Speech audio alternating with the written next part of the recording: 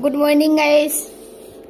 এই যে আমার মেয়ে সকাল সকাল মাম্মাম গুড মর্নিং এ দেখো হাত দেখাচ্ছে। আর এই যে আমার বর 2 মাস ধরে বলে বলে চুল কাটা নাই, 3 মাস হয়ে গেছে, ফোনটা ধরতে পারছি না।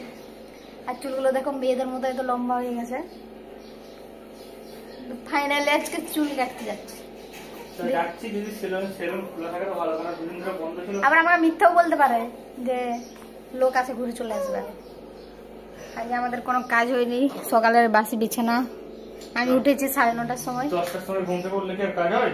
না, 9:30টায় উঠেছি। এটা মিথ্যা কথা বলছো। দেখো ফুল লুকটা একটু দেখাও, ওইদিকে দাঁড়াও, ওইদিকে দাঁড়াও। সব ময়লা। এইটা আবার কি কথা? কি হয়েছে? আমি যাচ্ছি চুল ছেড়ে নাও করতে। মামা যা দোকান যাবো। দেখি যখন ঘুরে আসে কেমন লাগে লুকটা। এই যে লুকটা দেখে রাখো। এগুলো কেমন হয়েছে? আলিয়া হচ্ছে আলিয়া। আজকে সকাল সকাল আমাদের ব্লগ স্টার্ট। আজকে 2 দিন বৃষ্টি হয়েছে, তাই আমরা খুব ঘুমিয়েছি।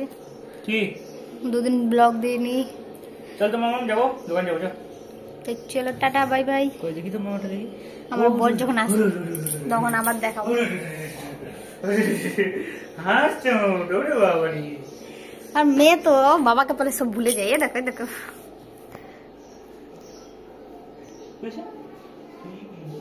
দেখেছো? আরে কথা বলছো তোমার সাথে? কি হয়েছে বলো? তো মুখটা কি লিয়েছো? মুখটা তো মামা মামাটা পুজো। আমি এখন রান্না করবো, পরে আবার দেখা হচ্ছে। টাটা। না না না না। তো চলে এসেছে আমার হিরো। চুল দাড়ি কেটে সুন্দর লাগছে, সুন্দর। তাকাও লুকটা দেখাও। তোমরা একটু কমেন্টে জানিও আগের লুকটা ভালো লাগছে না এটা। ঠিক আছে? আগেরটা ভালো ছিল। পাগলা পাগলা ছিল। ওটাই ভালো লাগতো। আর দুদিন পরে ওই রাস্তার মোড়ে একটা বাড়ি নিয়ে বসতাম, হেব্বি লাগতো। ইস স্নান করে এটা সুন্দর লাগছে, এটা সুন্দর। বলো কেমন লাগছে এতদিন পর কেটে? আরে কি কষ্ট, কি কষ্ট কেটে দিল মুসলমান মুসলমান।